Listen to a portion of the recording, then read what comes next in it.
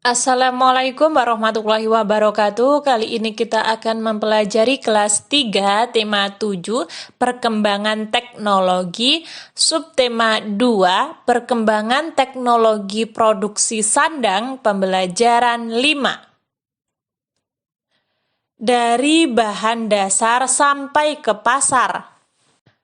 Pakaian berasal dari bahan dasar yang berbeda.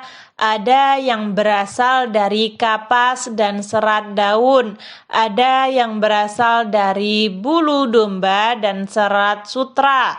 Bahan dasar pakaian banyak didapat dari lingkungan sekitar. Petani dan peternak menyediakan bahan dasar pakaian. Petani menyediakan kapas dan beberapa jenis daun. Bulu domba disediakan oleh peternak domba. Serat sutra disediakan oleh peternak ulat sutra. Seperti ini gambarnya. Bahan dasar dikumpulkan dan dibawa ke pabrik pemintalan. Pemintal memintal bahan dasar di pabrik pemintalan. Mereka memintal bahan dasar menjadi benang. Pemintalan dilakukan dengan mesin modern. Ini ada gambar Pak Tani dan peternak domba. Benang yang telah dipintal dibawa ke pabrik kain. Penenun menenun benang menjadi kain.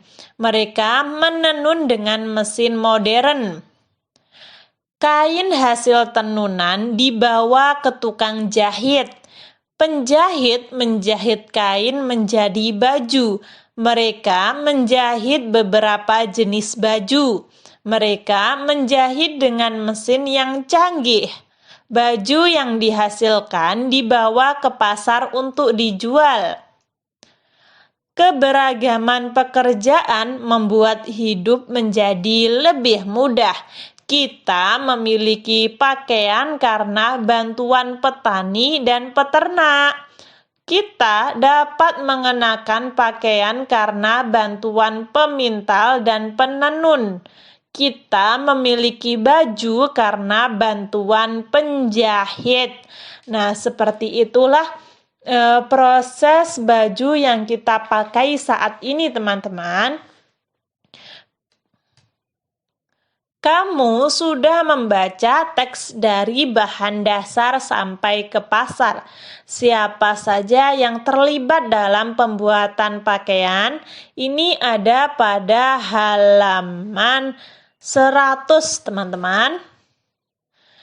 Yang pertama, petani kapas. Apa sih pekerjaan petani kapas? Menanam kapas. Di mana? Di kebun. Apa yang dihasilkan petani kapas? Yang dihasilkan adalah kapas. Lalu saya akan memperbesar seperti ini. Kolom yang kedua, peternak. Budidaya domba. Di mana? Di kandang. Apa yang dihasilkan? Bulu domba. Lalu ada pemintal. Apa yang dikerjakan? Memintal bahan dasar. Di mana? Di pabrik atau di pemintalan. Apa yang dihasilkan? Yang dihasilkan adalah benang. Lalu ada penenun. Apa yang dikerjakan penenun? Menenun. Di mana? Di pabrik atau di penenunan ya. Menghasilkan kain. Tukang jahit. Apa yang dikerjakan tukang jahit? Tukang jahit adalah menjahit. Di mana? Di rumah industri. Apa yang dihasilkan? Yang dihasilkan adalah baju. Nah, seperti itu singkatnya ya teman-teman. Lalu amati kembali tabel di atas. Apa yang akan terjadi jika tidak ada orang-orang pada tabel seperti zaman dahulu? Nah, ada beberapa dampak apabila tidak ada yang produksi mulai kapas, serat sutra, dan bulu domba. Salah satunya orang-orang tidak mengenakan baju dengan bahan kain. Hal ini dikarenakan tidak ada yang memproduksi kain dan penjahit tidak memproduksi baju dari kain. Amati kembali tabelmu. Berdiskusilah dengan teman di sebelahmu tentang jasa setiap pekerjaan. Ayo menulis. Kamu sudah berdiskusi dengan temanmu.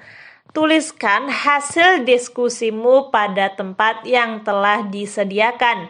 Orang-orang yang berjasa membuat pakaian siapa saja? Petani kapas, peternak ulat sutra, peternak domba, pengepul bahan, lalu penenun, tukang jahit. Nah, ini ada pada halaman 101 yang paling bawah ya, teman-teman. Ada banyak jenis pekerjaan di sekitarmu. Ada penjahit, pedagang, abang becak, guru, dokter, dan lain-lain. Mereka berjasa kepadamu tanpa kamu tahu. Bersyukurlah dan berbuat baiklah kepada siapapun. Ikutilah langkah-langkah berikut. Nah, masih ingatkah kamu dengan motif kain kesayangan Ibu Udin? Salah satu motifnya adalah persegi loh, teman-teman. Gambarlah persegi di atas karton. Gunting gambar tersebut. Jiplak bangunan persegi yang kamu buat di buku latihanmu. Tentukan titik pusatnya. Letakkan karton persegimu tempat di atas gambar persegi yang kamu buat. Cobalah memutar karton persegimu searah jarum jam. Apakah bangun datar tersebut dapat memenuhi garis yang kamu buat dengan tepat? Cobalah putar lagi sampai menempati posisi semula. Berapa kali putaran persegi dapat menempati bingkainya? Nah, seperti ini loh teman-teman, saya akan menjelaskan kembali. Kalian gunting persegi, lalu tengahnya ini kalian tempelkan apa ya? Semacam pensil, nggak apa-apa. Kalian tempelkan pensil di sini, lalu kalian putar. Misalnya seperti ini. Nah,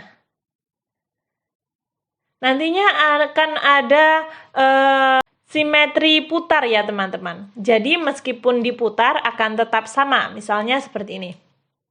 Nah, ini gambar ini ketika diputar. Nah, kan sama ya. Persegi itu dapat diputar sampai 4 kali dan 4-4-nya itu sama, teman-teman. Nah, sama. Ini A, B, C, D ketika diputar A-nya di sini, A, B, C, D. Tetap sama kan, hanya berubah ABC-nya saja. Tetapi bangunnya sama, tidak berbeda ya. Setelah itu, sedangkan ini adalah segitiga sama sisi. Sama, setelah diputar 1/3 putaran berlawanan arah dengan arah jarum jam. Maka akan sama ya. Ini kan A, B, C. A-nya di sini. Setelah diputar, A-nya ada di sini. Namun tetap sama ya gambarnya. Nah, ini yang dinamakan simetri putar, teman-teman. Lalu ini juga sama, ini diputar lagi. Nah, berarti segitiga itu memiliki 3 simetri putar. Nah, bisa diputar 3 kali dan itu sama hasilnya, sama gambarnya. Kurang lebih seperti itu. Di sini saya pakai bahasa yang mudah difahami saja ya, teman-teman. Setelah itu, beberapa bangun datar memiliki simetri putar. Simetri putar adalah banyak putaran yang dapat dilakukan pada suatu bidang datar dengan ketentuan. Yang pertama, hasil putaran menutupi pola yang sama dengan ketika sebelum diputar. Yang kedua, putaran kurang dari 1 putaran. Yang ketiga, memiliki titik pusat atau titik yang ada di tengah itu loh teman-teman. Setelah itu, berilah tanda centang jika memiliki simetri putar. beri tanda X atau coret jika tidak memiliki simetri putar. Saya akan memperbesar di sini. Misalnya di sini ada persegi panjang. Di sini saya pakai tulisan begini saja ya teman-teman. Saya tidak menggambar bentuk persegi panjang bagaimana, karena menurut saya kalian sudah mengerti bentuk persegi panjang itu seperti apa. Persegi panjang itu memiliki simetri putar. Banyaknya simetri putar pada persegi panjang adalah 2. Jadi persegi panjang itu bisa diputar 2 kali hingga membentuk persegi panjang ya.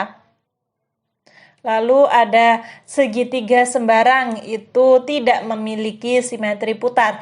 Nah, segitiga sembarang itu artinya antara sisi satu dengan sisi yang lain tidak sama. Atau bahasa yang mudah difahami itu segitiga yang melenceng ya, yang meleot. Banyaknya 0. Lalu layang-layang itu tidak memiliki simetri putar.